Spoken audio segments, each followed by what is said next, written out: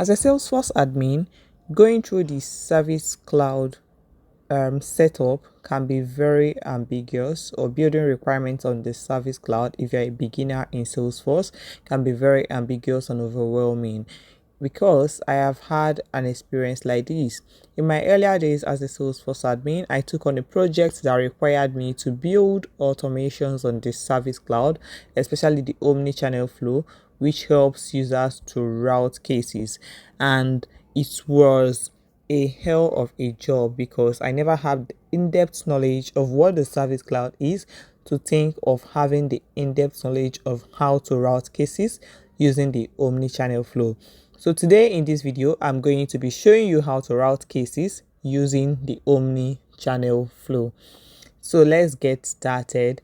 But before we get started, I want to welcome my viewers. If you're new to this channel, you're welcome. My name is Ife, and in this channel, I build CRM requirements and CRM solutions that will help you as a beginner or an advanced level Salesforce admin to navigate through the career. And also, if you have solutions that you've been building on and you need ideas, you need tutorials, you can also drop your comments in the comment section, and then we can build it out using a step-by-step tutorial video. So let's get right into it. Remember, we are trying to route cases using the Omni-Channel Flow. So before we start, I will have to go to the setup, and then I'll have to open up the setup, which is the back end where all configurations are being done. And before you are able, if you've not created an Omni-Channel Flow, you might have gone to your flows to click on new flows and then create the Omni-Channel Flow, and you will discover that you are not going, or you're not able to find the Omni-Channel Flow. It's because of one reason, and the reason is that you have not set up your Omni-Channel, you have not turned it on. Now, when you come to your back end, first thing you are going to do is to go to your Omni-Channel settings and turn on the Omni-Channel, which will enhance or enable you access the Omni-Channel Flow feature. So this is it. I've already turned mine on because I have so many flows in Omni-Channel that I have built. But when you go to yours, you'll be seeing that it has these boxes unchecked. So you have to check the boxes according to the requirements you want to build, and then toggle this enhanced Omni-Channel routing button on. So when you have toggled it on, you refresh your org like this, and then you go back to your back end and find the Omni-Channel Flow. So I will have to go to flows and find Omni-Channel, right? And then you can click on new flow, and you will have to be seeing different types of flows. But before you see the Omni-Channel Flow, most times you just have to type it, and then it brings out this, and this is the Omni-Channel Flow.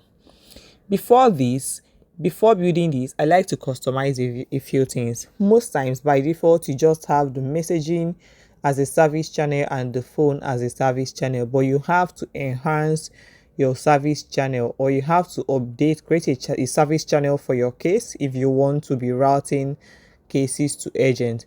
So I will go back to my setup and then type service channel if you haven't set up the case as a service channel. Now when you type service channel, right, it will still be under the Omni-Channel, and what you will do is to click on new. So I have created case, so I'll edit mine to show you what it looks like. So when you click on that new, you're just going to give it the name case. Developer name should be case as well, and then you search for the Salesforce object and then the flow. Now the next thing we are going to do is to create queues that will accept these cases. Inside the queue, we will have users that will accept case depending on what the status or the requirements we are building. So let me show you how to create a queue. When you search queues, you can decide to click on new, and then you can let's call this one new case queue, and then this is the API name and the queue email. Do you want a general email for the queue members, or do you want to send email to the members, especially when cases has been routed to them? These are just what you need to decide based on the requirements you're working with, and then and then you check the box. So for this, you are going to select case object for this queue. So here is the case, you highlight it and then you add it to the selected object. So you can now select users. I'm going to select myself to be here, and then I'm going to save. And next thing I'm going to do, right, is to create another queue. So I'm going to call these escalated cases.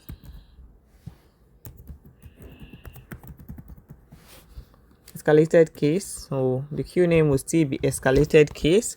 And then same thing for the order. I will just add an entirely different user for the purpose of this requirements that we are building. So I'm going to add the integration user or blessing king as the different user who will be the receptor of cases routed to this queue.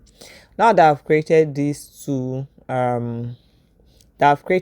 two queues, I'm going to go to my flow builder, and most times when you are building flow, I'm going to go to my flow builder and then I'll start configuring or customizing my flow. First, I'm going to get the record of a flow of the case. So I will have to get the record because I want to tell the flow that I am working with the case object. Now, the get record is an element that helps you to pull in the record, an entire record of an object inside the flow. I'm going to search the objects and then I will use case because I'm working with case and I want to route cases to different queue members. And then I'm going to be filtering the conditions by saying that if the case ID is equal that is being created, this flow should go to the next level. So how do I do this? I'm going to create a record variable, and here I'll be teaching you how to pull in the record variable inside a flow. Now, most of you don't know how to call record variables inside the flow. I'm just going to create a new resource, and then the resource type will be variable. Variable stores a value. So variable stores a value and can be changed throughout the flow. It doesn't have to be constant. So if you want to call a record ID inside the flow, it is native. You have to just spell it the way I'm spelling it. Record, and then I in capital letter, and then D in small letter. Everything is going to be in small letter, but I is supposed to be in capital letter. And then the data type should be text, which will be ready to accept anything, and I will check available for input and done. So this is how it collects the record variable. So the record variable of any case we are going to be using for this to test this flow should be equals to the exact case ID. This is what it's simply saying. Now I'm going to store only the first record because I don't want it collecting multiple cases at a time. And then I'm going to choose and assign field variables. Choose field and assign variables. So I want to select variables to store cases. So I'm going to be creating a new resource, and there is a reason why I'm creating this new resource. I'm going to be creating a variable again, and then I'll call it case object case, and then the data type will be record. So it pulls in the case record, and I'm going to search record of this case and I will select case object. So it should be available for input and output, and then I'll click done. So what field am I going to store? I'm going to store the ID field, and I'm going to store the status.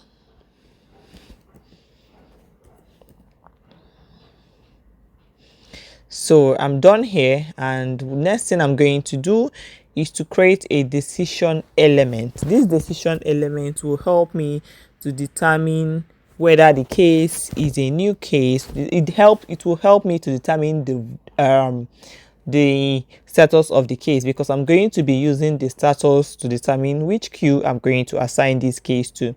So I will call this first one check case status, or call the decision check case status. So the API name will be synced in once I click on it, and then and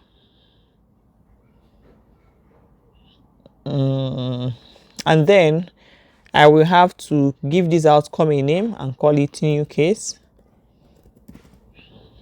and the API name is this. So what this does is that it's going to check if this case status, right, is equals to new, and then I will add another outcome and call it escalated, right? And then this is going to be checking if this case status is escalated. So the value here should be escalated, and then we have the default outcome. So we are done with the decisions, and then what should happen, this is where we need to route this work. So for the new case, I will select the route work action, which will help me to route work to queues. So I'll select the route work and I will say call this new case action, or route new case, so that the API name differs, route new case. And then I will select the case object ID. I'll select, and then the service channel should be case. This is why I was talking about creating a service channel for case, and then I will route to queue. So now we have to select the new case here, and then that is all.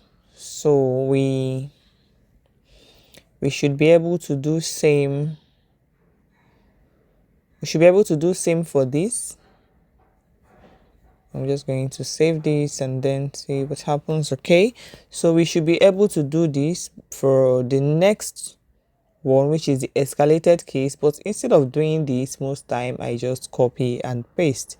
So I'm going to click on these three dots, and then I'll copy the element and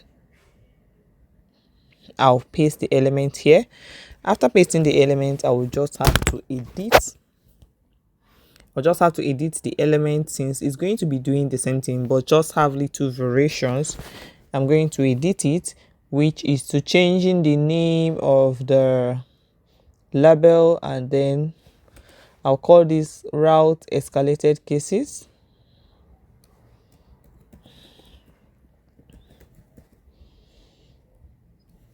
And I will change the API name. And then I'm going to change the queue here, because this should be going to the escalated queue, escalated case queue. And then this is all. And I'm going to do the same. I'm going to save and do the same for the default outcome. So I want the default outcome to still be the same thing with almost the new case. So if there is nothing on the status, right, it should still go to the owner of the user inside the new case queue. I'm going to copy these elements and then I'll paste it here, and then I'm going to change the API name only. So it's not just going to be route new cases, route case with no status.